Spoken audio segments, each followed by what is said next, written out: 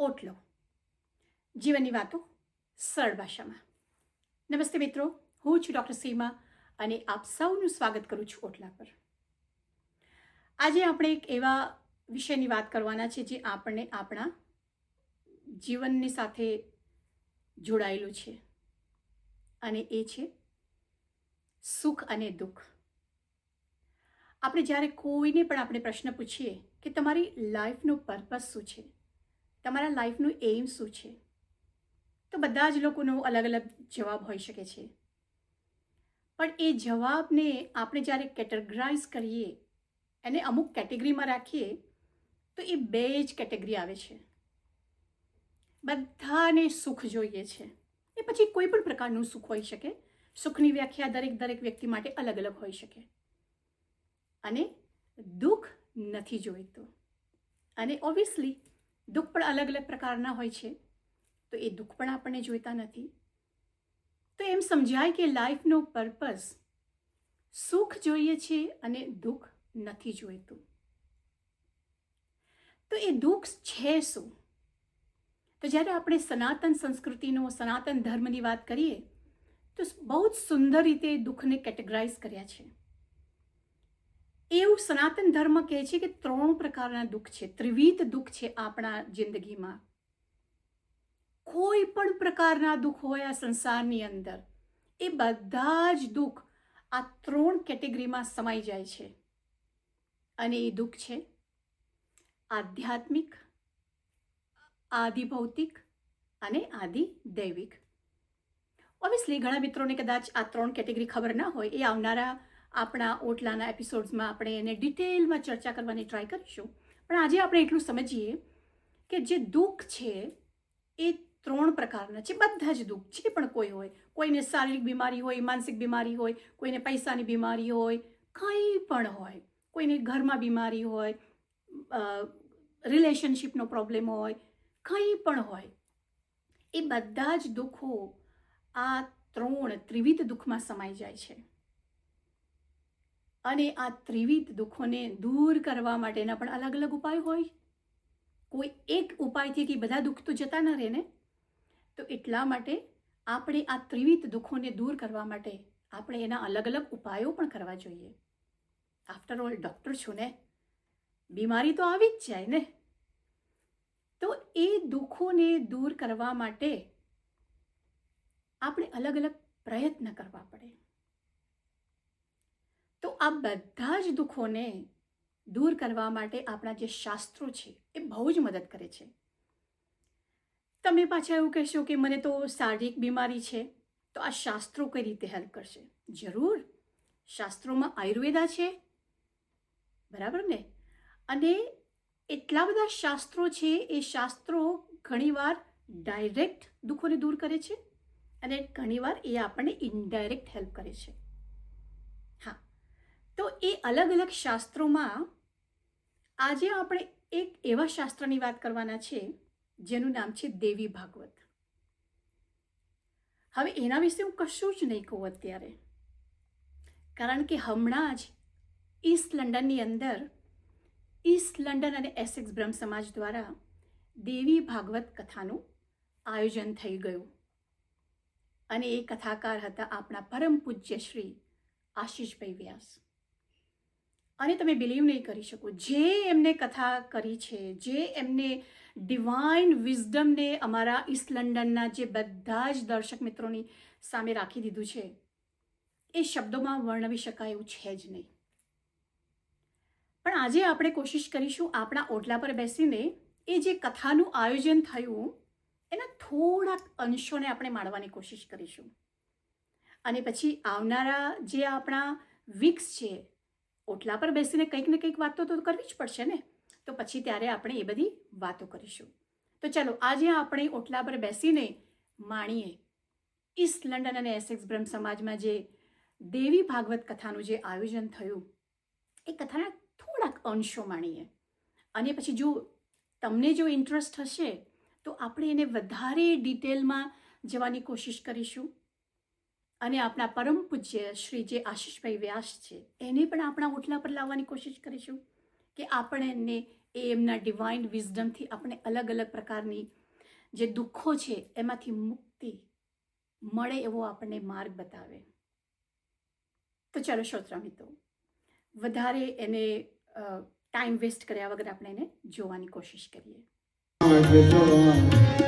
लाल सजीवन लखन दिया जय श्री रघुवीर हर सिमर जय रघुपति की बहुत बड़ा तुम मम प्रिय भरत समभा सहस वदन तुमरो जसदा तस गई श्रीमति कंदन लगा सनकादिक ब्रह्मांड मुनि नारद सारद सहित हरि यम कुबेर दिगपाल जाते तब गोविंद कर सके गाते तुम प्रकार सुग्रवनी राम मिलाए राज बने तुम्हारो मंत्र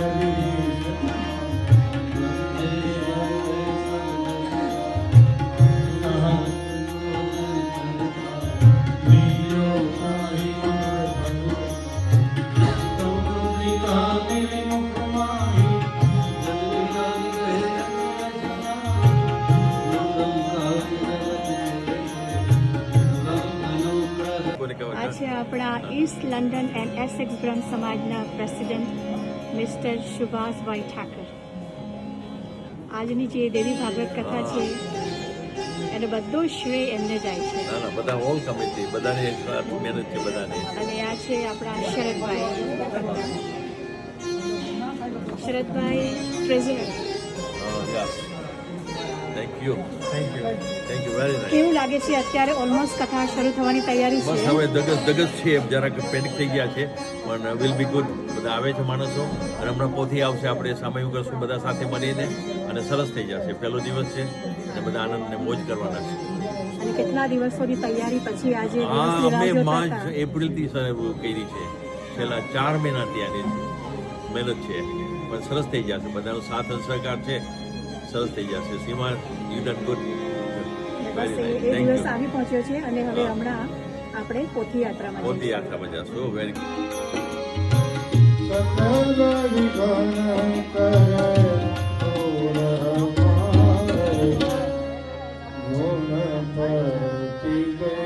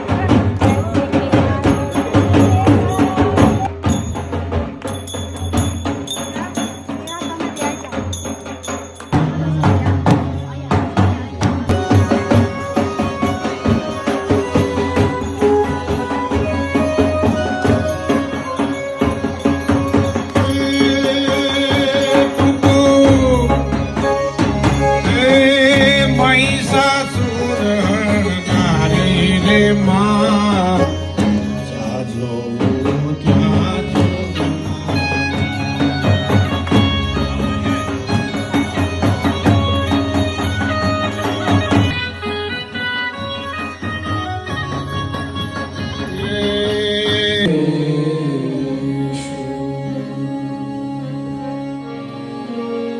जय अम्बे जगदम्बे अम्बे मां भवानी जय अम्बे जगदम्बे अम्बे मां भवानी जय अम्बे जगदम्बे अम्बे मां भवानी जय अम्बे जगदम्बे अम्बे मां भवानी आद्य शक्ति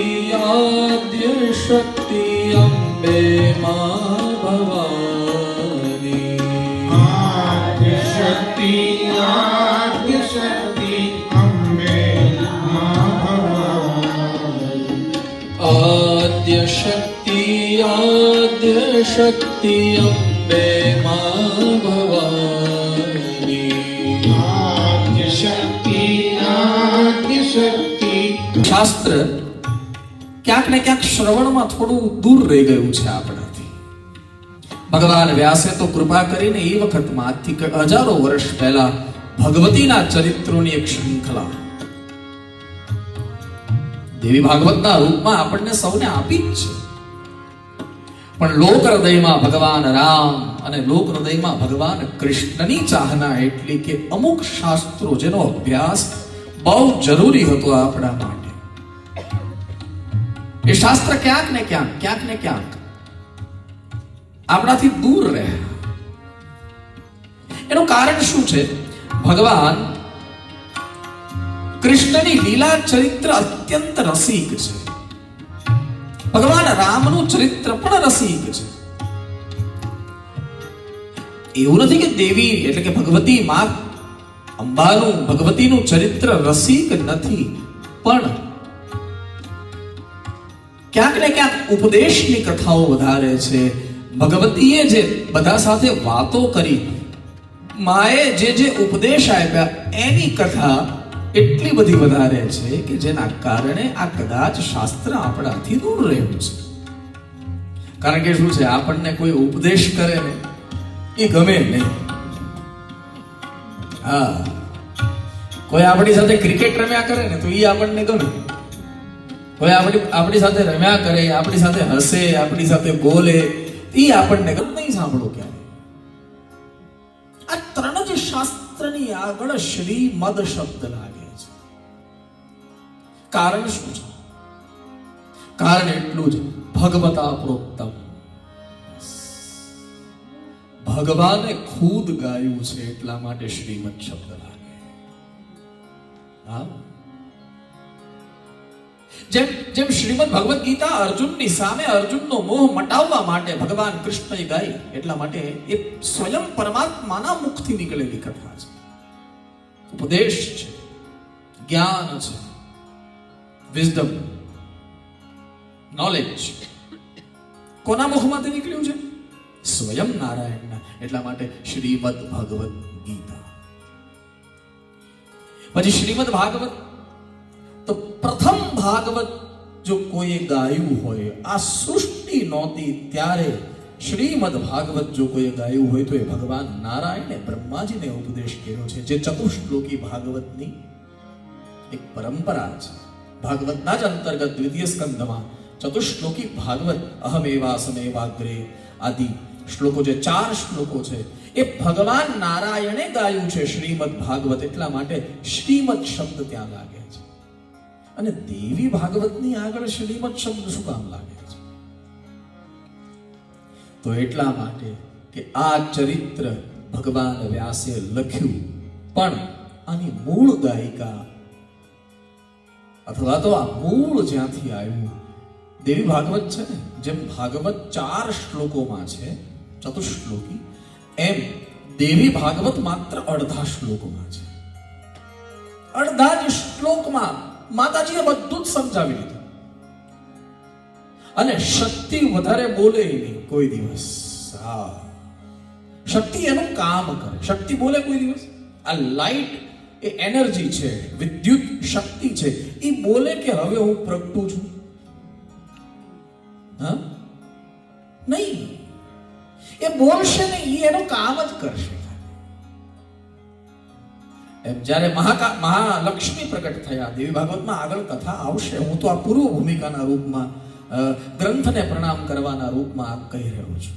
ગુરુજી મળે તો તારા મારા પૂર્ણ. અને એક ચાવી ક્યાં છે? ચાવી મારા ગુરુજી ને હાથ. કુચી રે ભળે તો તાળા મારા પૂર્ણ. એવી કુચી રે ભળે તો તાળા મારા પૂર્ણ. કુચી આજના સંદર્ભમાં કદાચ આ સમજાય નહીં. કૂંચી, બાકી કૂંચી એટલે ચાવી. ચાવીની જ વાત છે.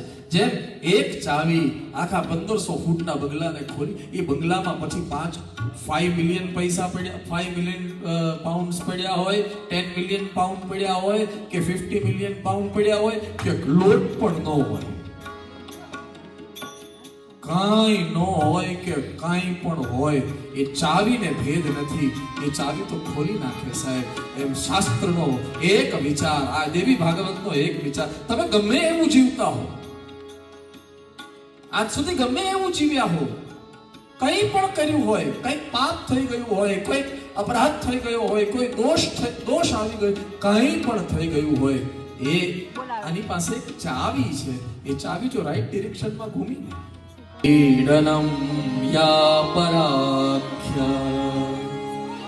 पश्यन्ति मध्यमाथो तदनु भगवती वैखरी वर्णरूपा सास्मध्वां च प्रसन्ना विधि हरिगिरिशा राधिता लंकरोतु. ભગવાન વ્યાસે દેવી ભાગવતના મહાત્મ્યનો આરંભ કર્યો છે. સૃષ્ટો યા સર્ગ રૂપા જગત વનવિધો પાલની યાંચ રોદ્રી, જેના દ્વારા સૃષ્ટિનું સર્ગ, સર્ગ એટલે ઉત્પન્ન થવું. હા, અન્યત્ર કોઈ પણ પુરાણમાં તમે જાઓ ને તો સર્ગ પ્રતિસર્ગ બે શબ્દ આવે. હા, જ્યારે શ્રીમદ દેવી ભાગવત અથવા તો ભાગવત આ બંને અર્થમાં તમે જાઓ તો સર્ગ પછી પ્રતિસર્ગ નથી, સ્વર્ગ પછી વિસર્ગ છે, અને વિસર્ગ પછી સ્થાન લીલા.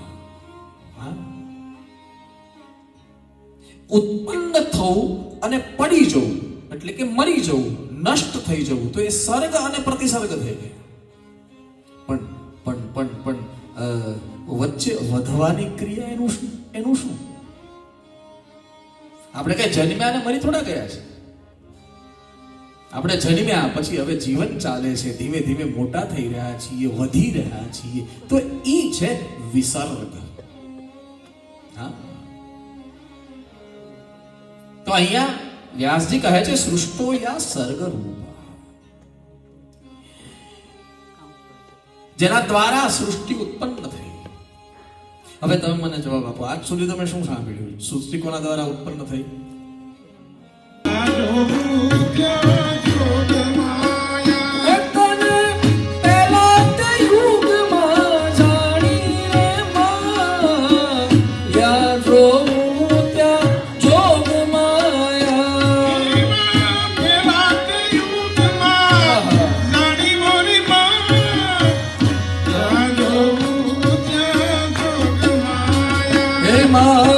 શંકર ઘેર પટરાણી રે માં, જાજો ત્યાં જોગ માયા. શંકર ઘેર પટરાણી રે માં, જાજો ત્યાં જોગ માયા. હે માં કાળી રે કલ્યાણી રે માં, જાજો ત્યાં જોગ માયા.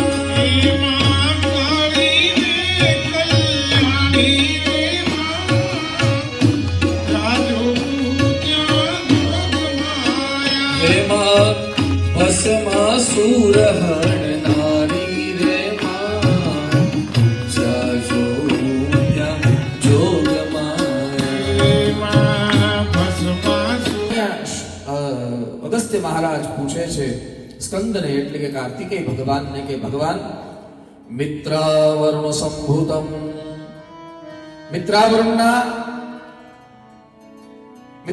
નામના એક સંત છે, એનાથી ઉત્પન્ન થયેલા અગસ્ત્ય મહારાજ. તમે મને ઘણી બધી કથા સ્કંદ મહારાજ એટલે કાર્તિકેય ભગવાન કહે છે કે મિત્રાવરુણ સંભૂતમ, તમે ઘણી બધી કથાઓ મારી સામે પૂછી રહ્યા છો અને તમે નિરાતે બેસીને કથા સાંભળી પણ રહ્યા છો. એક કથા હજી મારા મનમાં આવે છે, હું તમને સંભળાવું છું. એક ઋષિ છે, એનું નામ છે ઋતવાક. જરા ધ્યાન આપજો કથામાં. ઋતવાક નામના એક ઋષિ છે, બહુ વિખ્યાત ઋષિ છે. એ વખતમાં એમનું નામ બહુ પવિત્રતાથી લેવાતું હતું અને એમાં એ ઋતવાક ગ્રહસ્થ ઋષિ છે, એવું નથી સંન્યાસી છે, એક પત્ની છે. ઋતવાગેતિ વિખ્યાતો, ભગવાન કાર્તિકેય કહે છે, મુનિ રાશિ મહામતી. પાછા કેવા મુનિ છે? મહામતી મુનિ છે, જેના મનમાં બધાનો. મહામતી કોને કહેવાય? બોલે જેની બુદ્ધિમાં તમામનો સ્વીકાર છે એને મહામતી કહેવાય. જો આપણે આપણી જાતને મહામતી કહેતા હોઈએ અથવા તો આપણે આપણી જાતને બુદ્ધિશાળી કહેતા હોઈએ તો બુદ્ધિશાળી હોવાનો પહેલો દાવ એટલે કે પહેલો શરત ઈ છે, પહેલી શરત કે તમને બધાનો સ્વીકાર હોવો જોઈએ.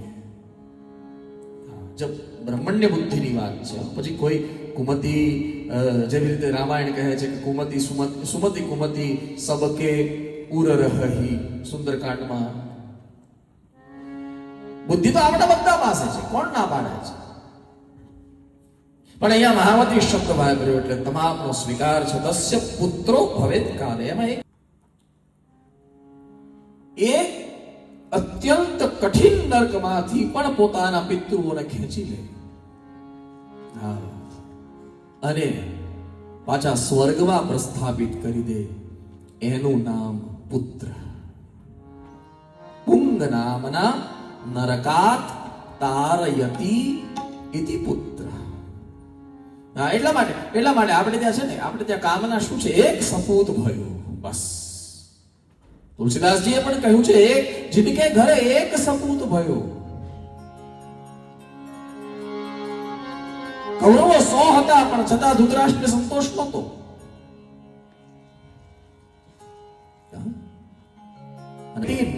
આવડો મોટો પહોંચેલો સંત એને શું કર્યું? રેવતી નક્ષત્રને શ્રાપ આપ્યો. આકાશમાં સ્થિર રેવતી નક્ષત્ર, સોમમાર્ગ એટલે ચંદ્રના માર્ગમાં પ્રવિષ્ટ એ રેવતી નક્ષત્ર એને શ્રાપ આપ્યો. કેવી રીતે? રેવતી નક્ષત્રને યોગ માયાથી પકડીને પછાડ્યું છે.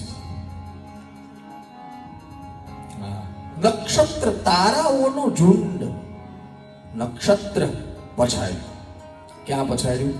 બોલે એક પર્વત હતો, એનું નામ હતું કુમુદ પર્વત. એ કુમુદ પર્વત પર રેવતી નક્ષત્ર પછાડ્યું અને જ્યાં રેવતી નક્ષત્ર કુમુદ પર્વત પર પડ્યું એટલે કુમુદ પર્વતનું નામ બદલી અને લોકોએ પછીથી એ પર્વતનું નામ રાખ્યું રૈવતક.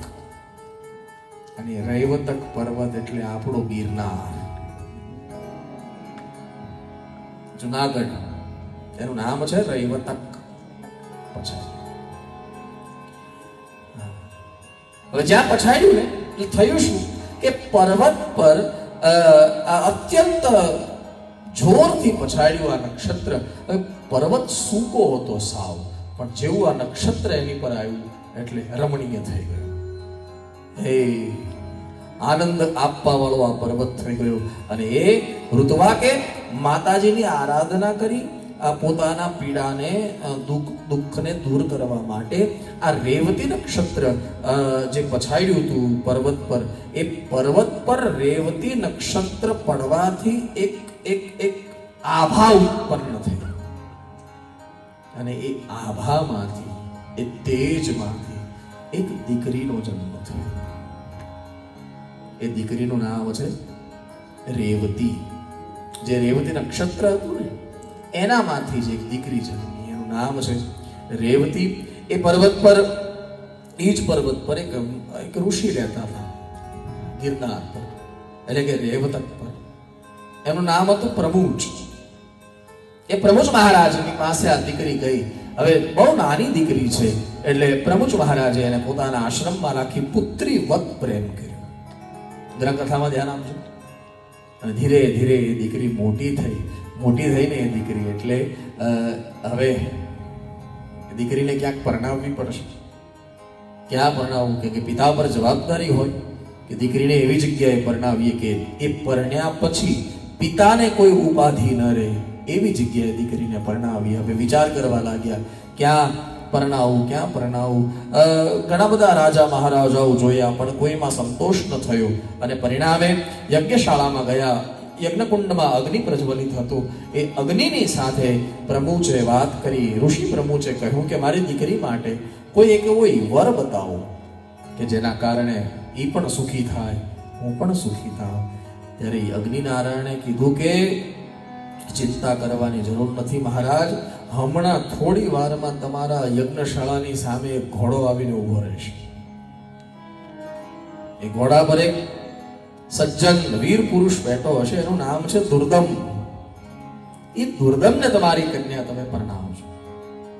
બોલે મારા કન્યાને લાયક છે. અગ્નિએ કીધું મારું વચન છે, તમે કઈ ચિંતા નહીં કરતા. અને પરિણામે અગ્નિ મહારાજે આટલું કીધું, ભગવાન અગ્નિએ આટલું કીધું એટલે હજી તો ઈ વેદી ઉપરથી પ્રમુચ પાછળથી નમઃ બોલો તો એ મંત્ર નહીં. પાછું બોલો એકવાર. ઓમ એમ હ્રીમ ક્લીમ ચામુંડાયે વિચ્ચે.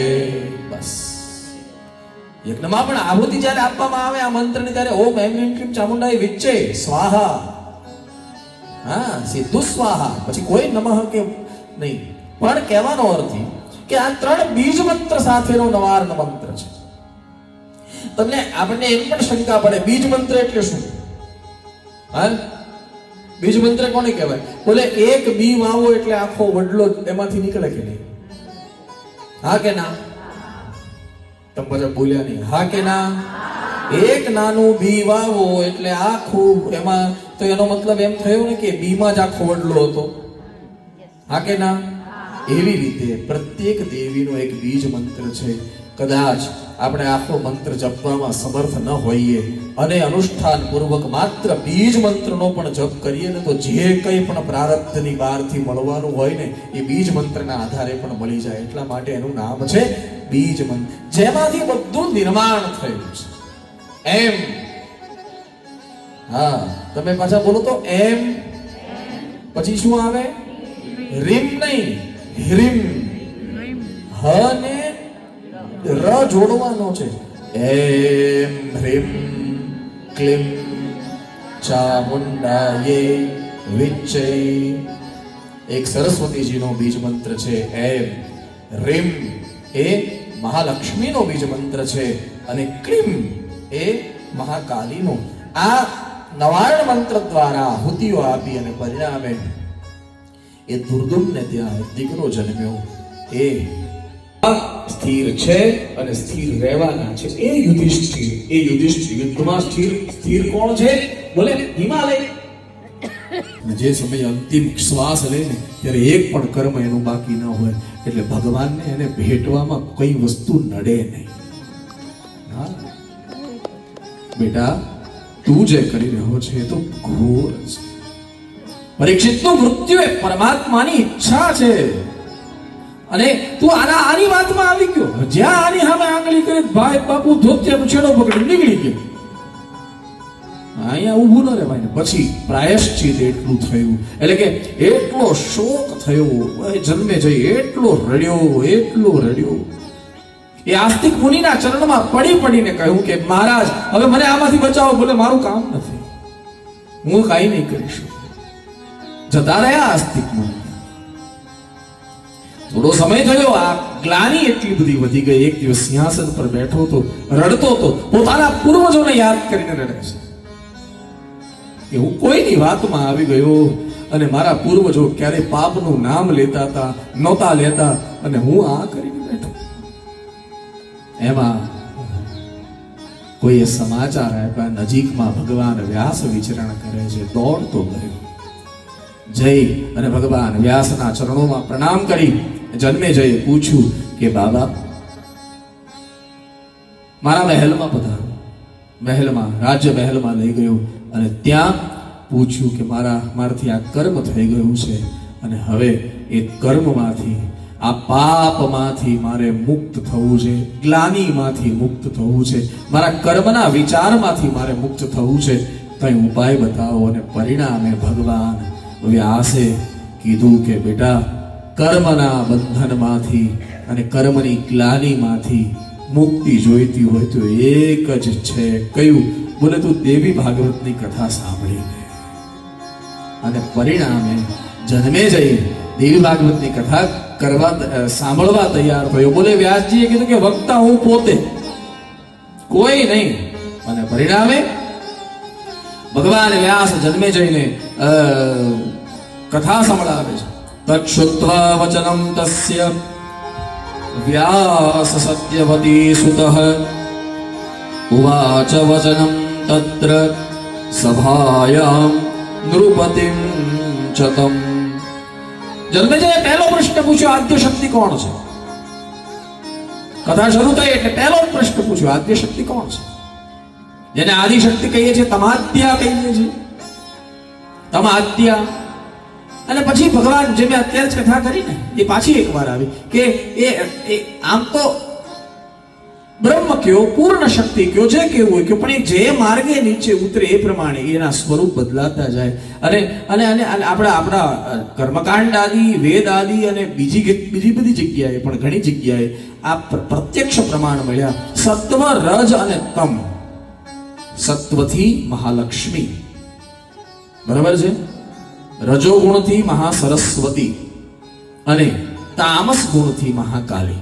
એટલે એકમાંથી 3 થયા, પછી 3માંથી 9 થયા. જે પ્રથમમ શૈલપુત્રીમ ચ દ્વિતીયમ બ્રહ્મચારિણી તૃતીયમ ચંદ્રઘંટેથી એ થયા. એ 9માંથી પછી 16 થયા, જેને આપણે ષોડશ માતૃકા કહીએ. એમાં 15 નામ છે. 16માં માતૃકા કયા? બોલે તમારા કુળદેવી, ઈ જ 16માં માતૃકા. આત્મનઃ કુલદેવતા, આત્મનઃ કુલાંબિકા. જ્યારે પણ એ ષોડશ માતૃકાનું સ્મરણ કરવામાં આવે ને, ત્યારે 15 નામ લેવામાં આવે. 16મી માતા કઈ? બોલે તમારા કુળદેવી એ 16માં માતા છે. બધાના કુળદેવી અલગ અલગ હોય, એટલે જે તમારા કુળદેવી છે એ 16માં. અને એ 16માંથી પછી 64 થયા, 64. એનું નામ છે ચતુષ્ષષ્ટી યોગિની, જેને આપણે 64 જોગણી કહીએ છીએ. ચતુષ્ષષ્ટી યોગિની. એ જન્મેજયે પ્રશ્ન પૂછ્યા અને એનો જવાબ આપ્યો. બ્રહ્માદિ દેવીની આજ્ઞાથી બ્રહ્માદિ દેવતાઓએ વિમાનમાં બેસીને પરિભ્રમણ કર્યું. બ્રહ્મા, વિષ્ણુ અને મહેશ ભગવતીના મૂળ સ્વરૂપનું દર્શન કરે છે, સ્તુતિ કરે છે અને માતાજી શક્તિ એને ઉપદેશ આપે છે. એ કથા આવી. ભગવાન વિષ્ણુ દ્વારા દેવીનો યજ્ઞ કરવામાં આવ્યો. ધ્રુસંધિની કથા કરી, સુદર્શન રાજાની કથા કરી. અયોધ્યાના રાજા હતા.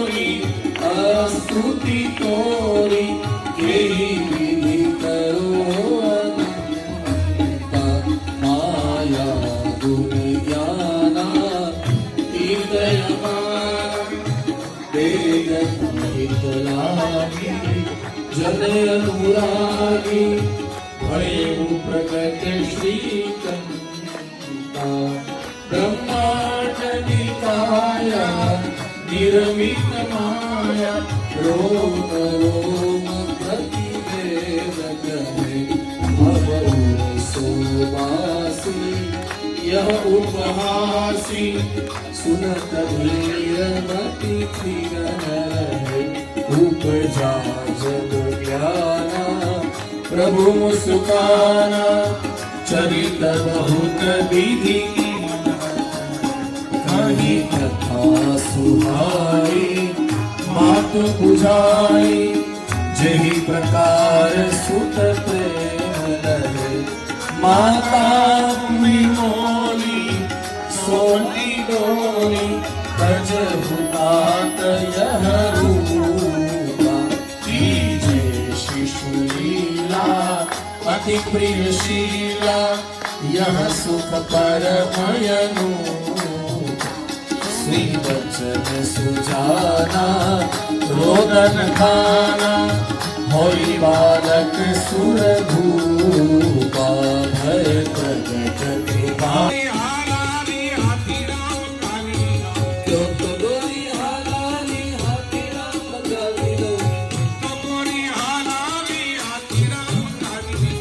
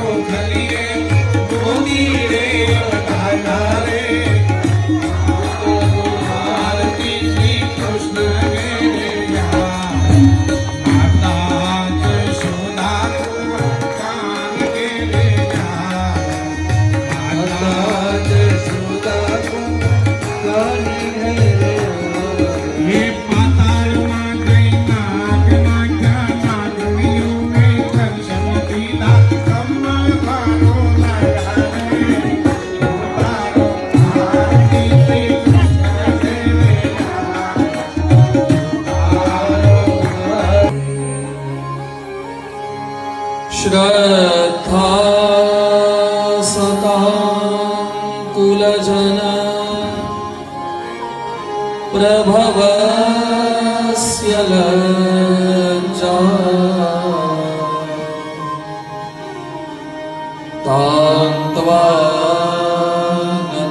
तान्त्वानतास्म परिपालय देवी विश्वम् किं वर्णयामतवरूप वचिन्त्यमेत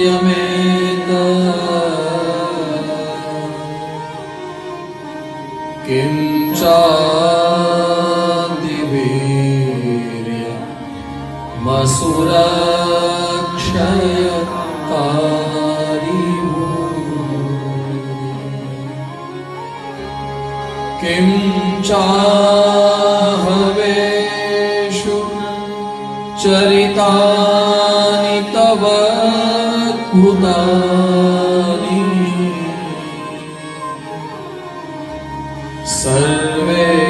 सर्वेषु देव्य सुरदेव गणादिकेषु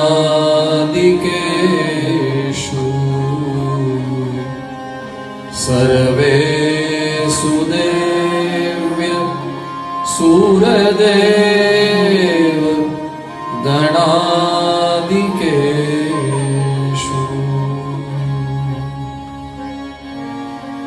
जय अम्बे जगदम्बे अम्बे मां भवानी जय अम्बे जगदम्बे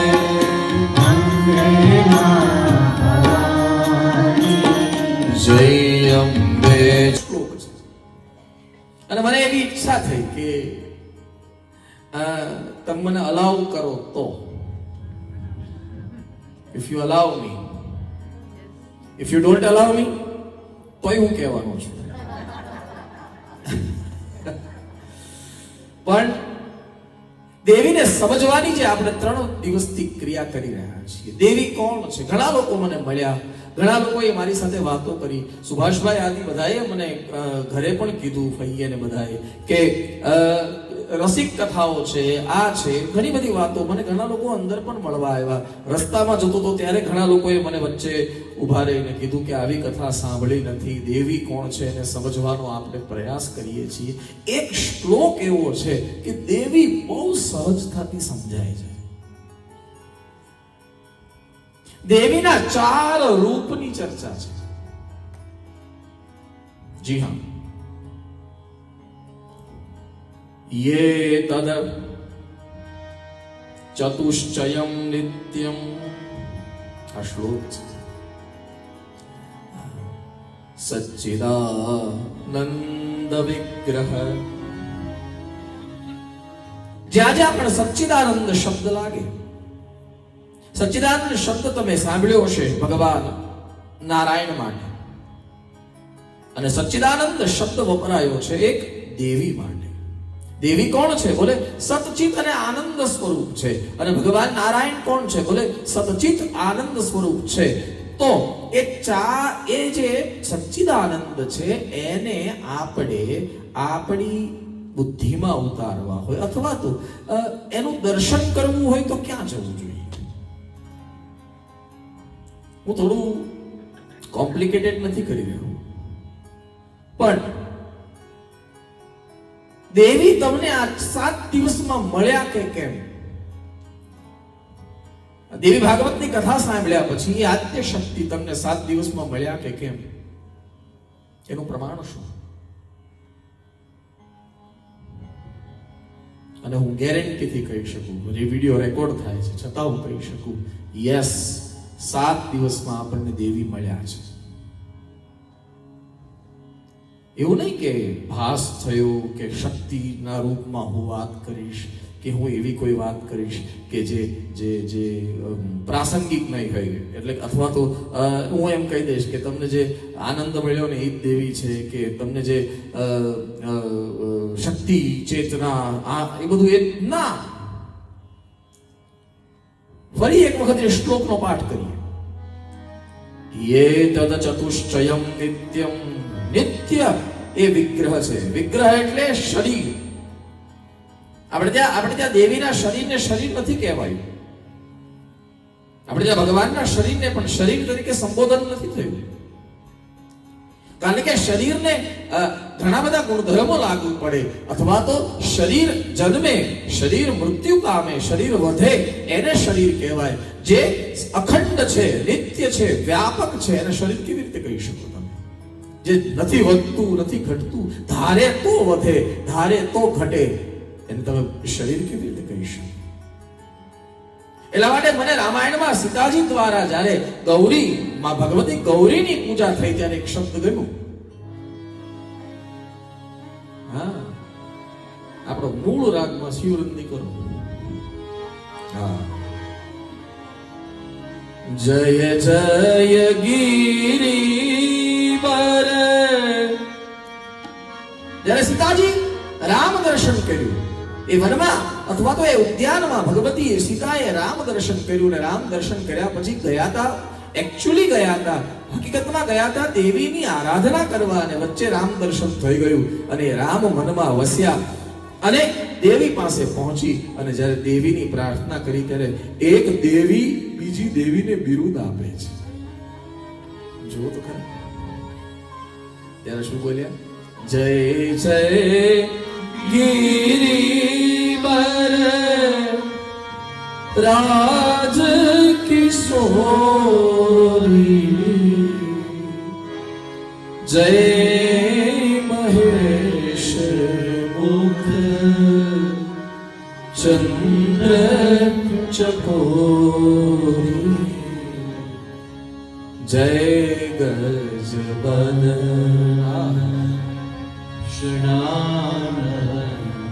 ખાલી આટલું બોલો ને ત્યાં દેવી રાજી થઈ જાય. જગત જનની દામિની દ્યુતિદા. હું અહીંયા એક પ્રશ્ન તમને બધાને પૂછવા માંગુ. એમાં બધા શાંત, જાણે યુદ્ધ શાંત થયું છે.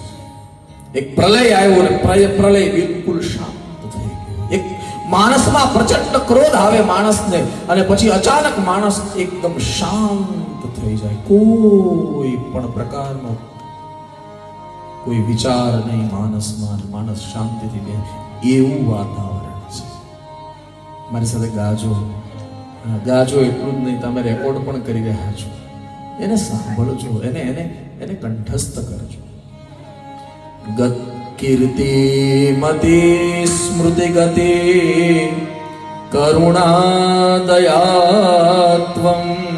મોટું થઈ ગયું ને, લાંબુ થઈ ગયું ને, તમને ગવડાવવું છે પણ લાંબુ થઈ ગયું ને. હાલો હું તમને ધીમે ધીમે ટુકડે ટુકડે ગવડાવું. હા હા, હાલો આપણે અનુષ્ટુપ છંદમાં ગાઈએ. કીર્તિ મતિ સ્મૃતિ ગતિ. તમને ગવડાવવા મેં ઉપાડ્યું છે ને તમે હાવ પાછા. કીર્તિ મતિ સ્મૃતિ ગતિ કરુણા દયાત્વમ શ્રદ્ધા ધૃતિશ્ચ વસુધા ધૃતિશ્ચ વસુધા કમલા જપાચ પુષ્ટિ કલાથ વિજયા गिरिजा जयात्वं पुष्टि प्रमात्वमसि बुद्धि प्रमात्वमसि बुद्धि रुमा रमाच. આમાં રૂમા શબ્દ છે એટલે પાછો વિસર્ગ છે આગળનો. આમ શબ્દ છે ઉમા, પણ આગળનો વિસર્ગ છે ને ત્વમસી બુદ્ધિર ઉમા રમા છે. તમે કોણ છો? બોલે કીર્તિ છો. તમે કોણ છો? બોલે મતિ છો. તમે કોણ છો? બોલે સ્મૃતિ છો, ગતિ છો, કરુણા છો. હા, જેમ જેમ જેમ શ્રીમદ ભગવદ ગીતાકારે એક સન્નારીના 6 લક્ષણો બતાવ્યા, એમાંથી આ બધા જ લક્ષણોમાંથી આ 6 લક્ષણ લઈ લીધા એવું લાગે છે. સન્નારી, જે નારીત્વ જેનામાં છે એનામાં 6 વસ્તુ હોય જે ગીતાકારે બતાવ્યું. ભગવાન કૃષ્ણે અર્જુનની સામે કે નારી કોણ હોવી જોઈએ, કેવી હોવી જોઈએ. આપણે ત્યાં નારી ધર્મના ઘણા બધા શાસ્ત્રોમાં ઉપદેશો થયા છે. તમે કોણ છો? કીર્તિ મતિ સ્મૃતિ ગતિ કરુણા દયાત્વમ. એટલું જ નહીં, શ્રદ્ધા ધૃતિશ્ચ વસુધા કમલા જપાચ. એમાં એક દેવતાએ કીધું કે મને તો માતાજી જપ દેખાય છે. ધૂપ બનું તું સુગંધ તુલે, ધૂપ બનું હું ધૂપ બનું, બળી જાઉં, સુગંધ રાખ બનીને ઉડી જવા દે, રાખ બનીને ઉડી જવા દે. બળું ભલે પણ બાળું નહીં કોઈને, બળું ભલે પણ બાળું નહીં કોઈને. રાખ બનીને ઉડી જાવા દે છે. હે જગ જનની, હે જગદંબા, હે જગ જનની, હે જગદંબા. માત ભવાની, માત ભવાની, માત ભવાની શરણ લે છે. હે જગ જનની, હે જગદંબા, હે જગજનની, હે કીર્તિ મતિ સ્મૃતિ ગતિ. બ્રહ્માજી પાછો ન્યા લઈ આવું તમને.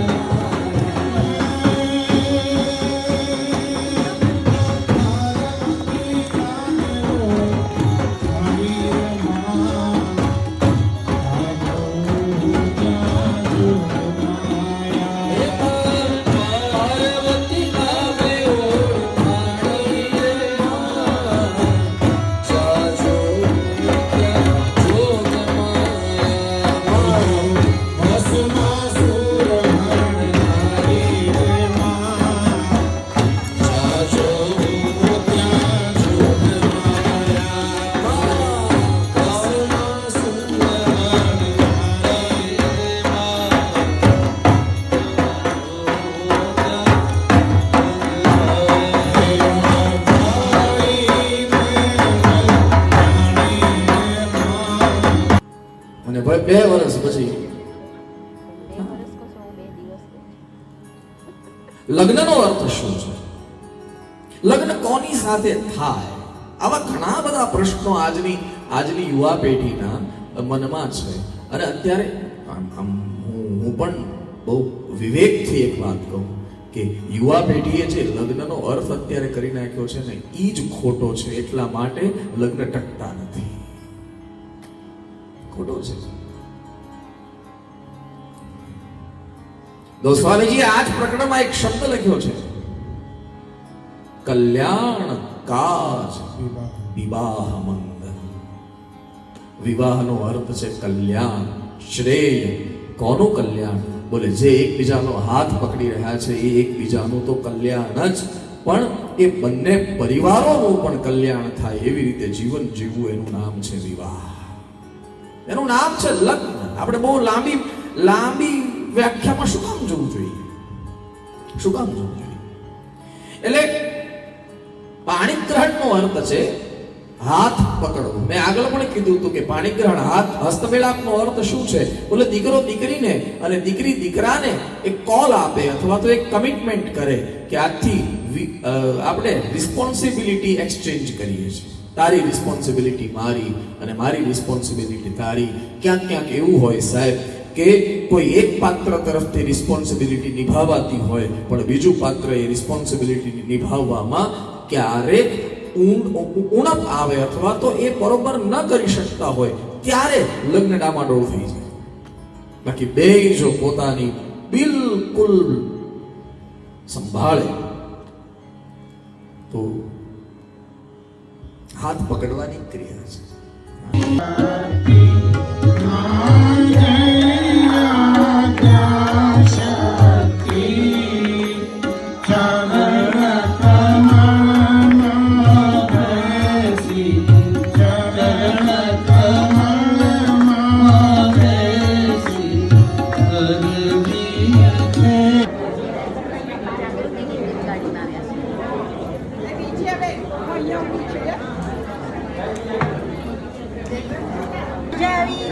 કેવો રહ્યો તો પ્રોગ્રામ?